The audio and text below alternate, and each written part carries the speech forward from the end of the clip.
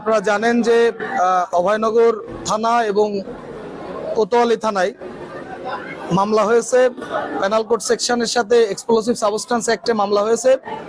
এই মামলায় আজকে যারা আমরা সারেন্ডার করেছি অভয়নগরে 236-এ 44 জন এবং 237-এ আমরা সারেন্ডার করেছি 87 জন।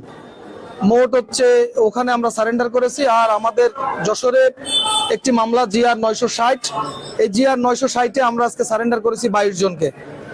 এই তিনটি মামলাই একই নেচারের মামলা তিনটিতে দেখা যায় যে হচ্ছে পেনাল কোড সেকশনের সাথে বিস্ফোরক আইনের যে মামলা দিয়েছে। আপনারা জানেন 2018 সালে ঘটনা উল্লেখে মামলা হয়েছে। 2018 সালে ঘটনা উল্লেখে যে মামলা হয়েছে সেই মামলায় কোনো জব্দ তালিকা নাই, সিজার লিস্ট নাই।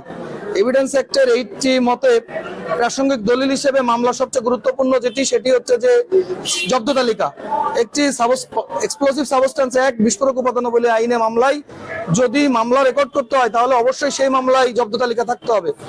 পুলিশ যে মামলা করেছে সেই মামলায় রেকর্ড হয়েছে, সেই মামলায় কোনো জব্দ তালিকা নাই।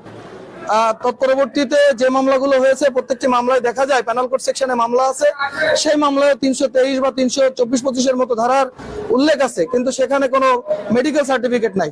তো দীর্ঘ 5 বছর 6 বছর পরে এসে একটি মামলার ঘটনা উল্লেখে মামলা হয়েছে, যে মামলাগুলোই দেখা যায় যে মিথ্যা ভিত্তিহীন। আমরা এই মামলায় আমরা সারেন্ডার করেছি, যেহেতু বিস্ফোরক উপাদানাবলী আইন থাকার কারণে মামলায় আমাদেরকে জামিন প্রদান করে নাই বিজ্ঞ judicial magistrate, senior judicial magistrate.